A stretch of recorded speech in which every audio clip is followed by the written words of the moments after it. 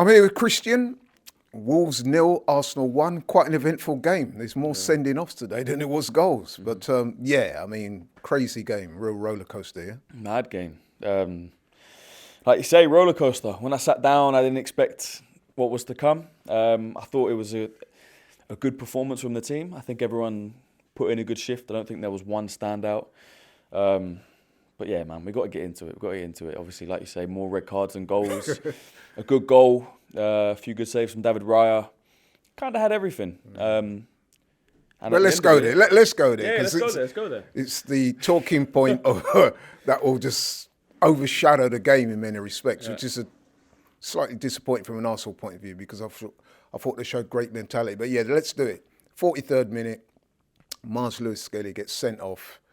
For me, I'm going to say it now, for me that was probably the worst red card decision I've seen all season. And there's been a few. But it's your time. What do you say? Same, absolutely the same. I said that on the watch along. It's the worst VAR decision and referee decision that I've seen this season. Once Michael Oliver gives that red card, how VAR doesn't look at that and say to him, look, we think you should go. We think you should. But it shouldn't even be a we think. It should be, that's a wrong decision. Go and look at that on the screen. Watch it again and overturn that because that's not a good look on us. That's not a good look on you.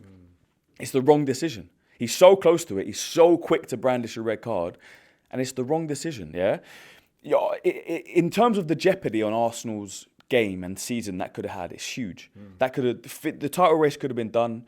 Liverpool could have been 9 points clear if we lose that game with a game in hand. Could have been out of it. And just on these two young kids that are starting, they woke up today thinking, I'm starting for Arsenal today. A big day, Ethan Nwaneri and Miles Lewis-Skelly in the lineup. Because of this shit VAR decision, Miles Lewis-Skelly gets sent off in the 41st, 43rd minute, whatever it was. And Ethan Nwaneri has to get taken off at half-time. So because of referee and VAR's incompetence, you've just ruined the entire day for two teenagers living their dream and playing for their boyhood club, Arsenal, which is absolutely not good enough, not acceptable. It's a terrible decision. I've seen so many rival fans, rival pundits, doesn't matter who you support. If you're a football fan and you watch football for what it is, you cannot watch that today and say that it's a red card. That's the bottom line, Laurie. No, absolutely. I think the only people that are going to say that was a red card is a ref, obviously, VAR, and trolling. 100%. People who are trolling Arsenal. And that's the sad thing about football. We saw it in the comments today. You see it. How often do you see it online and on Twitter these days? Football means more to a lot of people, a lot of these trolls, a lot of people that watch online. Football means more to them. Sorry, I'm phrasing this wrong. Football is more to them about bantering rival fans, bantering their friends, bantering people on Twitter, than it is about actual football. A lot of people don't even watch football for the love of the game, to be entertained, to watch a sport, and people working at the top level anymore. They just... You know what, that is so true. There is that phrase, they say that you hate Arsenal more than you love your own club. 100%. And it's just sad to see. Like I don't watch football. When I watch Spurs play, for example, I want them to lose because I don't like Spurs. But I'm not watching football so I can jump on my friends, so I can jump in a group chat, so I can jump on a live stream. That's what people want. That's people wake up thinking, I want to jump on AFTV today so I can rub it in there. Rather than I wake up and I want to watch some good football.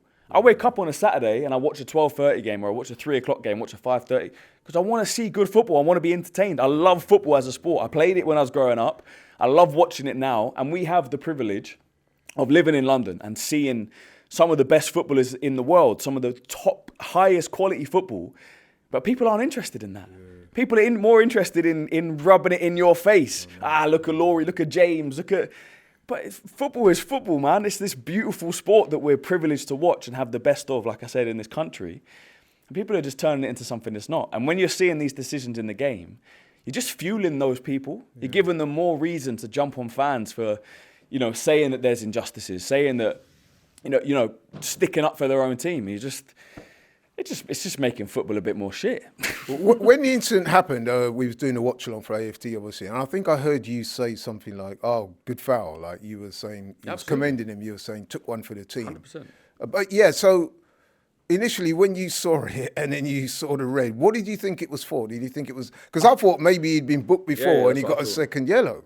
Definitely. I thought... And then we thought it could be the last man thing, last man syndrome. I don't think there was ever a glimpse of last man. He's on the edge of our box. Yes. Even if he is the last man, it's not a goal-scoring opportunity to run the whole pitch, especially Doherty, who's playing centre-back for them.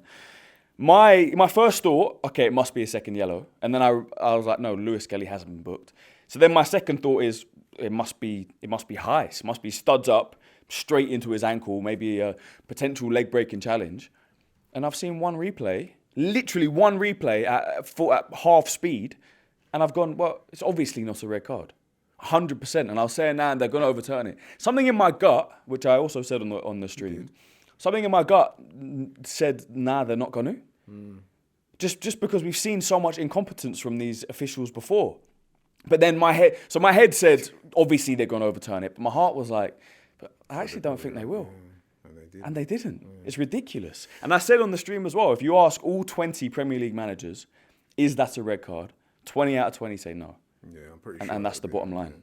It was an absolutely ridiculous decision. But having said that, Arsenal go down to 10 men. And I actually thought even with 10 men, we were the better team. Yeah. So to give credit to the team for that, I thought, obviously, Mikel Arteta at half-time, because obviously the incident happened just before half-time, that half-time team talk would have been very important, getting to stay focused, try not to incorporate too much victimhood into your psyche. They came out, they played well. And 70th minute, Gomez gets sent off for Wolves. Yeah. And I could see their manager, he was absolutely raging because he must be thinking, that's it now, that's our opportunity gone. Sure. A few minutes later, Calafiori, who was one of the substitutes, comes on, scores a really good goal. Second time he's scored a goal after a man's been sent off. He did so against City. Your thoughts on that? Yeah, big up Calafiori. Big moment, big goal, stepped up. We saw him against City, like you say. Nice fit. Similar finish, left foot. Yeah. Whipped it into the far corner. We saw it against City. Same celebration, just ran straight to the bench, which I love. Keep scoring goals, Cala. Keep running to the bench. Big up as well, because he's been under pressure. He's been a player that's been in and out. Even when he's been fit, people are saying Miles Lewis-Skelly is the one that should start. So stepped up at a big moment, big win for the team. But I want to just give praise to the whole team today. I thought in the first half, I thought we were good. I thought we created enough chances to be 2-3-0 up even before the red card. I don't want to go too hard on Havertz, but there's a couple of chances in there that you just should be scoring. I think with a top centre-forward up front today, if that was Isak or Gyökeres or Sesko, if people want to put his name in there as well, we would have been at least 1-0 up in that first half.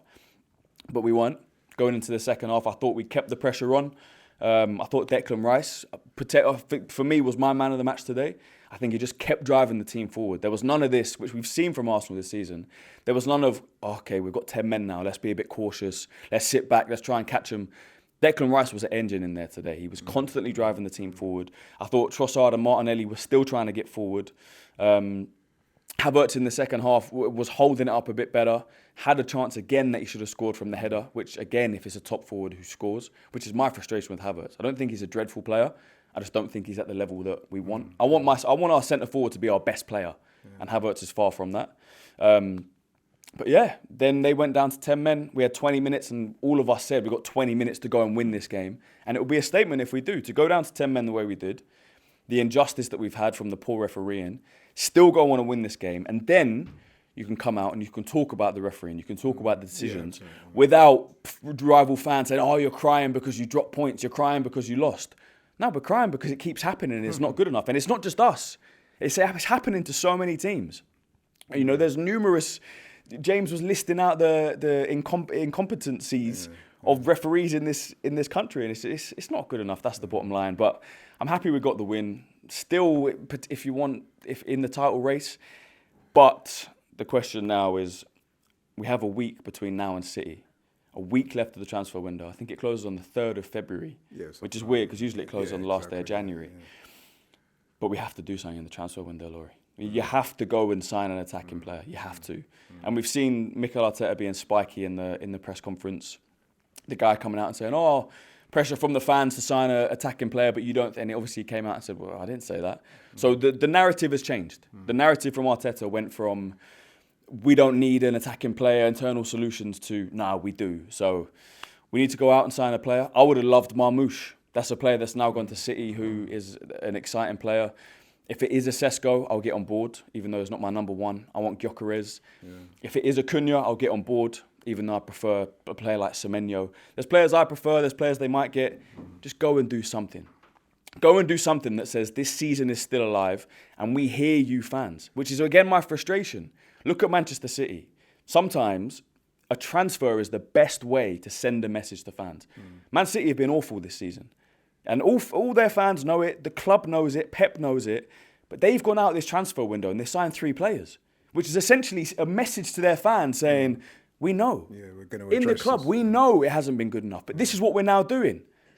Arsenal haven't sent a message to their fans yet, and they've got a week to do that. Well, they've got a week to go, and a lot could happen in a week. Let's hope it does. But in the meantime, Christian, thank you so much. Cheers.